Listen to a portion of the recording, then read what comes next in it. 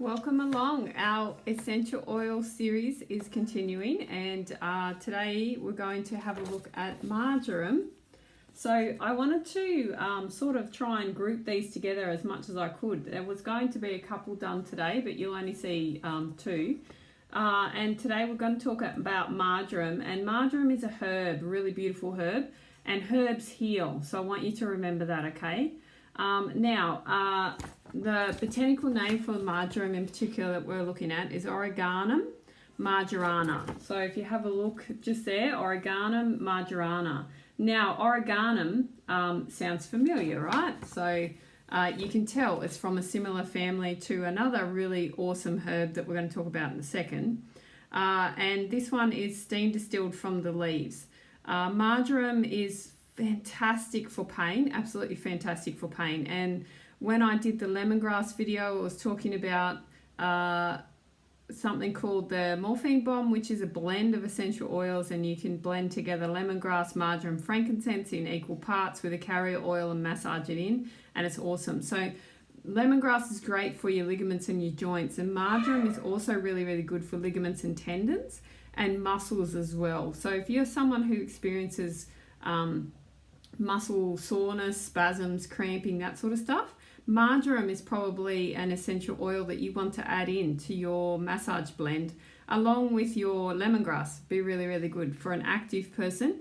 And also marjoram and lemongrass and oregano, actually, which is the other herb that I'm going to talk to you about today, are awesome in terms of rheumatism, massage into rheumatic joints, right? Think about arthritis, that sort of stuff.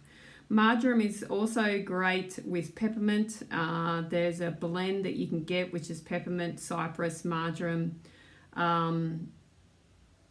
grapefruit, and the other one skips my mind. But it's a fantastic blend as well. Really, really good for things like carpal tunnel and tendonitis. So I was talking about tendons, right? Marjoram is great for ligaments and tendons and muscles. And lemongrass is great for joints and tendons, right? So you can sort of see now how you can work with these together. Now, there's something on here that I want you to be aware of, and it's a chemical constituent or molecule. Yesterday I was saying compounds. Molecule called linalool, and linalool gets multiple ticks. And the reason linalool gets heaps of ticks is because linalool helps us physically, so it helps the body in terms of calming things down. So marjoram is also a great digestive stimulant, really, really help you if you've got upset tummy. But linalool is also fantastic from the metaphysical side or the emotion side as well, because it helps you to be calm. Linalool helps you to feel calm, right? And you will see it feature in a lot of oils, essential oils that we use for calming the system. So back to physical, great for arthritic blends, muscle cramping, that sort of stuff. Fabulous to help with headaches and that side of things. Now on here I've actually drawn, from my physical aspects, I've drawn it and linked it to the top properties. It's a vasodilator, okay, so fantastic for opening up and helping blood flow, okay. It's also hypertensive. So you can read between the lines there, okay? If you're someone that's concerned with, perhaps you have pressure headaches, which come from an increase in blood flow. Let's word it that way, shall we? Because I have to make sure that I'm talking to you in a way that is compliant and can help you to look into and research your own natural therapies, but also still work with your doctor if you're on any medications.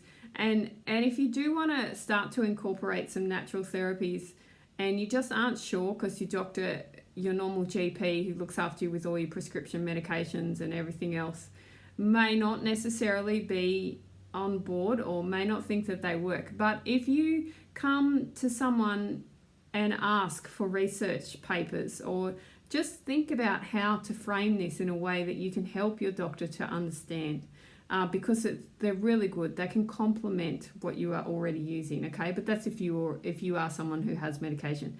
If you're not and you're just a normal part of society that is functioning really well and wants to really look after their system, look after their body, make sure they don't feel that sore, all that sort of stuff, marjoram is for you. It's also a sedative, which is really cool, which is why it helps to calm the system, right? We go back to that linalool. It's also fabulous in terms of being antifungal. So think of fungus and then think of marjoram, and I don't mean mushrooms. Very, very handy for things like what a cat gives you sometimes. So you can read between the lines with that one. And oregano is great for that too. It's antibacterial, antifungal, hypertensive, sedative, digestive stimulant, antispasmodic, and vasodilator, which is why it helps you so much in terms of your blood flow and with headaches and those sort of things. Like mixing your essential oils together, but knowing what each one's good for and then starting to put them together can really help your body.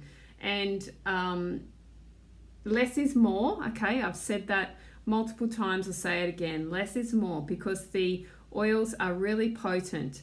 Imagine how much marjoram you would need to give you a bottle of essential oil. Like, bottles of oils are only little. They're 15 mils or 5 mils. You would need a lot, and you wouldn't eat that much, right? So let's jump to cooking now, because marjoram is a herb, a Mediterranean herb. It's a herb that's often used in Italian herb seasoning mixes, those sort of things. So you can use your essential oil, as long as it's food grade or therapeutic grade essential oils only, please. You can use it in your cooking. I like to use marjoram in pasta dishes or like red based sauces.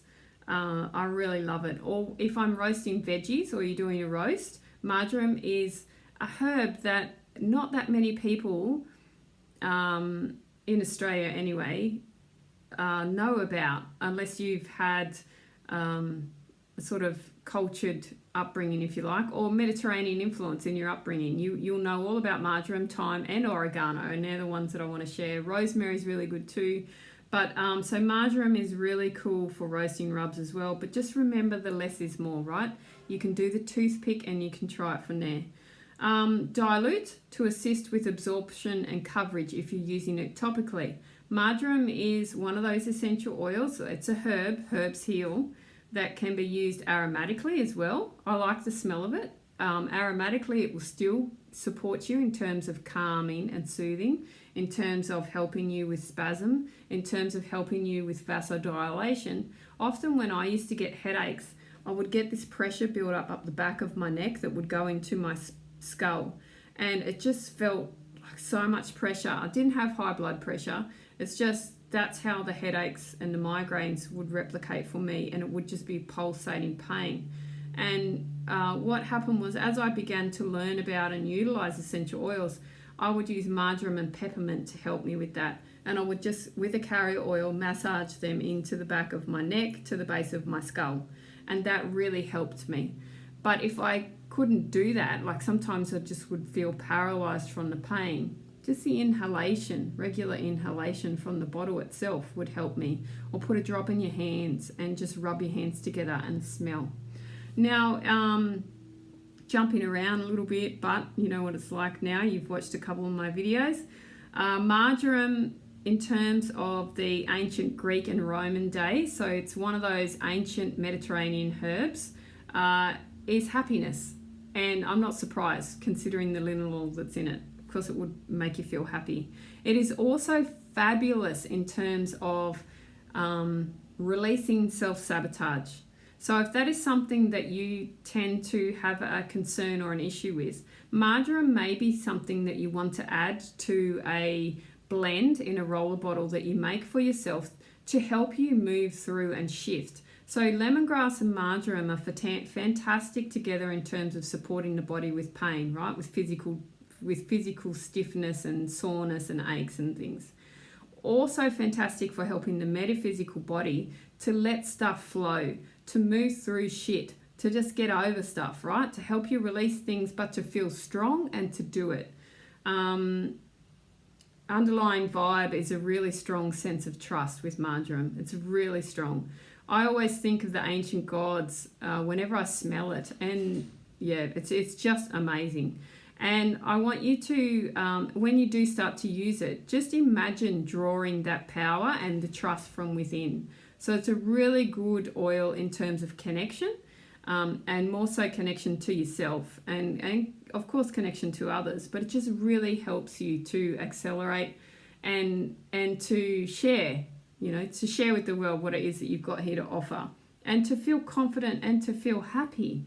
So maybe everyone at the moment needs marjoram, but I am a little bit biased, I have to say. The more and more I use essential oils, and then, like I meet my friend Joe, who's got this enormous collection of essential oils and didn't know half of this stuff in terms of how you could use them. And I enjoy them so much that I just am like on these videos, blah. And she's like, oh my God, how do you know all this stuff? I know all this stuff because I read about them, I learn about them, I use them. I really tap into all the different sides, but marjoram is a favourite. I really love these herbs.